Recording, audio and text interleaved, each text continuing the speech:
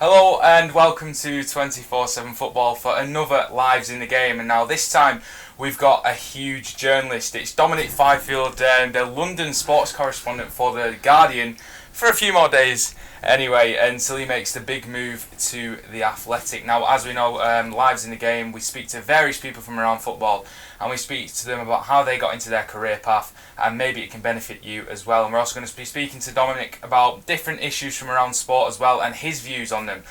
So welcome to 24/7 Football. Thanks for having me. I'll tell you what, was it The Athletic or 24/7 Football? I mean, I don't know yet.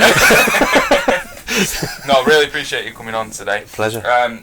And we'll move on. We'll get on to The Athletic a bit further down the line.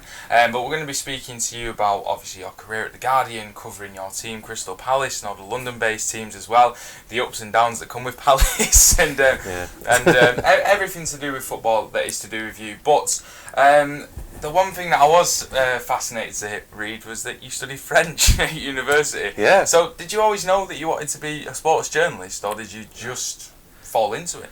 I fell into it, to be honest. I didn't have a clue. I went to university and did a really non-vocational undergraduate degree in history and French, which, unless you want to go into teaching, doesn't seem to offer any obvious route into a job.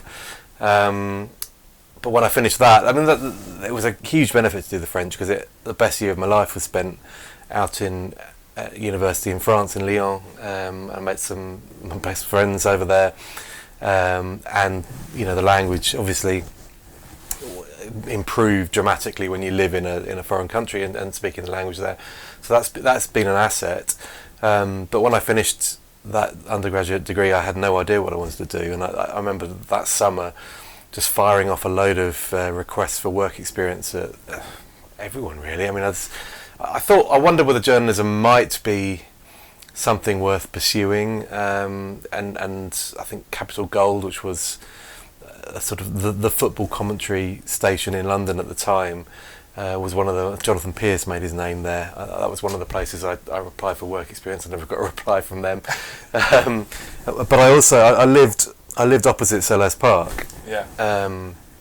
So I just thought, on the off chance, I'd send them an application for work experience, come in for a couple of weeks and just find out how it works on the press comms side. And it just happened to coincide with the programme editor going to Australia for 4 months.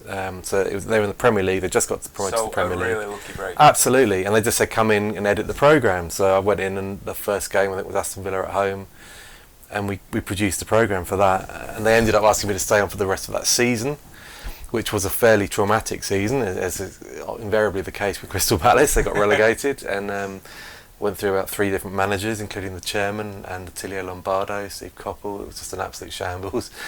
But it was a hell of a grounding as to life at a football club, and it offered me the chance to see how the press worked around that club.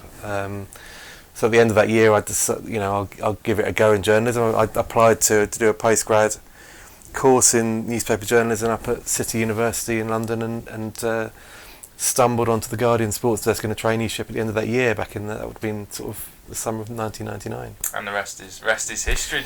Were you ever tempted to do a French column in the programme? No. I did a few interviews for Palace that year in French. Our record signing at the time was a fella called Valérien Ismaël, who came in from Strasbourg, I think. He didn't speak a word of English. I don't think he knew what he was signing for. I don't think Palace knew what they were signing either, to be honest. Did he know he was playing football? Well, judging by some of his performances, no, not necessarily. I think Carl Lieburn embarrassed him in a game against Wimbledon quite infamously. But so I used it a bit. But to be honest, I've used it a lot since. I've interviewed players in French. I think they appreciate you giving it a go. I'm not saying my French is blinding or anything. Yeah. It's just it's passable. But it's footballing French, and the terminology is understandable. It's comprehensible. Yeah, I can imagine. And when Palace finally get European football, that'll come in handy as well.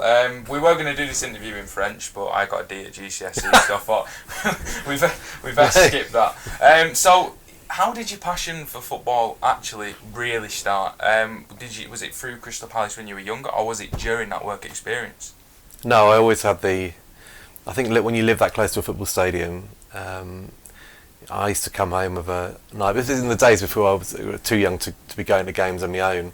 My parents weren't into football at all, but I'd sit in my bedroom with the windows open and listen to I'd have the radio on, Capital Gold on in the background, and you'd hear the crowd noise through the window, so you knew roughly what was happening at any one time. We knew which end of the pitch the ball was anyway, and if there was an eruption, you'd get excited, and then you'd wait for the Jonathan Pearce, whoever he was commentating from White Hart Lane or from, I don't know, Highbury, to say, oh, we have a goal at Selhurst Park, and it would zoom over to Dino Standing or Terry Byfield, whoever was the pitch side commentator at the game, and you'd sort of be praying that you'd heard the louder cheer and not the away fans cheering. But that's where it all started. I started probably going in the late 80s myself, and then started taking my brother in the early 90s when Palace were actually quite decent. They actually finished third in the top flight, and wow, I know, it's staggering, isn't it? And then it went on from there. Really, I mean that's how it works. It's always been a passion for football. I think actually working for a football club can be slightly a bit of an eye opener in the wrong way if you're a fan of that particular club, because you see how things do work. And certainly at the time that I worked at Palace, they weren't in particularly good shape. Despite being a Premier League club, it was the throes of a takeover. It was a mess, basically. So you saw the chaos behind the scenes. I can't really judge because I'm at the start of what I hope is a long journey in football. But did it through some bad times? You know, when you talk about seeing what really happens behind a football club, did it ever put you off football a little bit? Do you ever think, God, if I see one more football game, I'm gonna go mad? Or do you just love the game and you've always had a passion for writing? It didn't. I mean, that season was the season that Palace didn't win a home game until April, and so producing programmes, knowing that you're likely to, this is just another defeat. I mean, we're losing to everybody, literally everybody. That can be a bit dispiriting, but the thing maybe that was most disheartening about it was what you actually get an idea of just how many of the footballers feel pretty dispassionately about the club they're playing for. That is employment for them. They have a job. Meet your heroes. Yeah, I mean, I wouldn't say they were heroes at the time, but although Lombardo and Janssen and that lot were great players, and it was a privilege sort of being around them. A very young Matt Janssen, but yeah, I guess that was the one thing that you look at, and I went in there as a naive supporter, somebody who just imagined that everybody who played for Palace, when they kissed the badge, they meant it. Well, clearly that's not the case, and it was. I woke up on that over the course of that season, and sort of that does affect how you look at the game slightly, but it hasn't damaged the love. I mean, the actual drama of a game of football and all the passion of that's still there.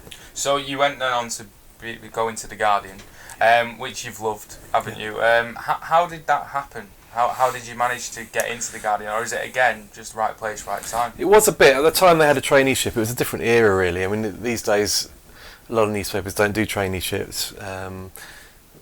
But at the time The Guardian did. I was lucky enough to get on it. That meant spending a year in London doing subbing shifts and design and the odd bit of writing.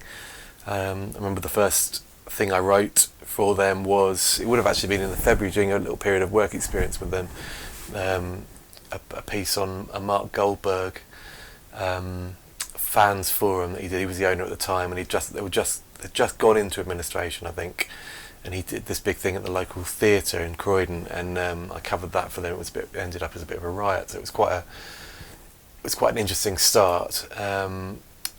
But so I just wrote when I could, and then at the end of the traineeship, actually they weren't going to keep me on. I remember sitting down, and I think it was the admin officer at the time to sort of let it slip that I wasn't going to be taken on, which was a bit upsetting to say the least. Yeah, that'd be crushing after. Yeah, well, I guess it's not quite the same, but it's similar to, a footballer that's been working through the academy and then gets released before they get the pro contract.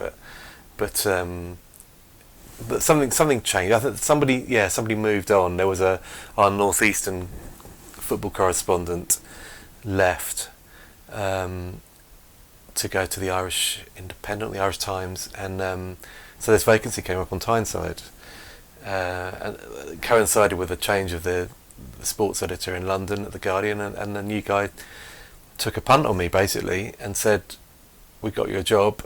It's in Newcastle. You can go and be the beat reporter for the North East. You can cover Bobby Robson's Newcastle, Brian Robson's Middlesbrough, and Peter Reid's Sunderland." By the end of that season, that was up there. Terry Venables and Brian Robson were in charge of Middlesbrough. Yeah. So I got into my hideously bright blue Nissan Micra, and drove back up to the North East, where I knew the North East a bit. Thankfully, Was it like a violet blue? It was horrific. It was a violent blue. I was going to say, because we had one when I was younger. That was the bought off you, probably. But yeah, I've been desperately trying to flog it for years.